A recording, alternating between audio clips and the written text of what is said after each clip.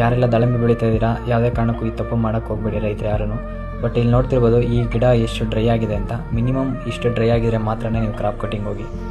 ಇಷ್ಟು ಡ್ರೈ ಆಗದೆ ಏನಾದರೂ ನೀವು ಕ್ರಾಪ್ ಕಟಿಂಗ್ ಹೋದರೆ ಅಂದರೆ ತುಂಬ ಚಾಲೆಂಜಸ್ನ ಫೇಸ್ ಮಾಡಬೇಕಾಗುತ್ತೆ. ಲೈಕ್ ಹೂವು ಬರೋದಾಗಿರ್ಬೋದು ಮತ್ತು ಬಂದಿರೋ ಹೂವನ್ನ ಕಾಪಾಡ್ಕೊಳ್ಳೋದಾಗಿರ್ಬೋದು. ಬಟ್ ಎಲ್ಲನೂ ತುಂಬ ಚಾಲೆಂಜ್ ಇರುತ್ತೆ. ಬಟ್ ಇಷ್ಟು ಡ್ರೈ ಆಯಿತು ಅಂತಂದರೆ ಗಿಡ ಚಾಲೆಂಜಸ್ ಕಡಿಮೆ, ಬಟ್ ತುಂಬ ಚೆನ್ನಾಗಿ ಫಿಮೇಲ್ ಫ್ಲವರ್ಸ್ ಬರುತ್ತೆ, ತುಂಬ ಚೆನ್ನಾಗಿ ಪಾಲಿನೇಷನ್ ಆಗುತ್ತೆ, ಫ್ಲವರ್ ಡ್ರಾಪ್ ಆಗೋಲ್ಲ.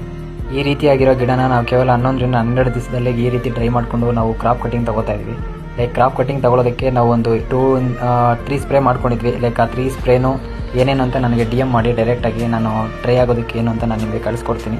ಲೈಕ್ ಈ ರೀತಿ ಡ್ರೈ ಆದಮೇಲೆ ಯಾವುದೇ ಕಾರಣಕ್ಕೂ ಕಟಿಂಗ್ ಹೋದರೆ ನಿಮಗೆ ಫ್ಲವರು ಚೆನ್ನಾಗಿ ಬರುತ್ತೆ, ಬಂದಿರೋಂಥ ಫ್ಲವರು ಚೆನ್ನಾಗಿ ಸೆಟ್ ಆಗುತ್ತೆ. ಯಾವುದೇ ಕಾರಣಕ್ಕೂ ಕ್ರಾಪ್ ಕಟಿಂಗು ಜಾಸ್ತಿ ಡೀಪಾಗಿ ಹೋಗಬೇಡಿ. ಮತ್ತು ಇನ್ನೊಂದು ಫ್ಲಾಟಿಗೆ ಹೋಗಿದ್ದೆ ಏನಪ್ಪ ಅಂದರೆ ವೀಡ್ ಮ್ಯಾಟ್ ಹಾಕಿದ್ರು. ಲೈಕ್ ಲಾಸ್ಟ್ ನಾನು ವಿಸಿಟ್ ಕೊಟ್ಟವಾಗ ಆ ವೀಡ್ ಮ್ಯಾಟ್ನ ರಿಮೂವ್ ಮಾಡೋಕ್ಕೆ ಹೇಳಿದೆ, ಬಟ್ ರಿಮೂವ್ ಮಾಡಿದ್ದಾರೆ. ಯಾರೆಲ್ಲ ವೀಡ್ ಮ್ಯಾಟ್ ಹಾಕಿದ್ದೀರಾ ನಿಮ್ಮ ಡ್ರೈ ಟೈಮಲ್ಲಿ ರಿಮೂವ್ ಮಾಡ್ಕೊಳ್ಳಿ, ಬೇಗ ಡ್ರೈ ಆಗುತ್ತೆ.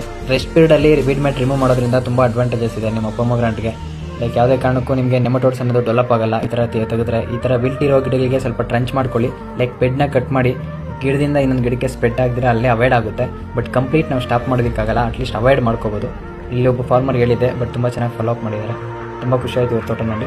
ಲೈಕ್ ಅದೇ ರೀತಿ ನಿಮಗೆ ನೆಕ್ಸ್ಟ್ ಇನ್ನೇನಾದರೂ ಪೊಮೊಗ್ರಾನೇಟ್ ರಿಲೇಟೆಡ್ ವೀಡಿಯೋಸ್ ಆಗಿರ್ಬೋದು ಅಥವಾ ಏನಾದರೂ ಡೌಟ್ ಇತ್ತು ಅಂದರೆ ಡೈರೆಕ್ಟಾಗಿ DM ಮಾಡಿ, ನಾನು ನಿಮಗೆ ತಿಳಿಸ್ಕೊಡ್ತೀನಿ. Thank you for all.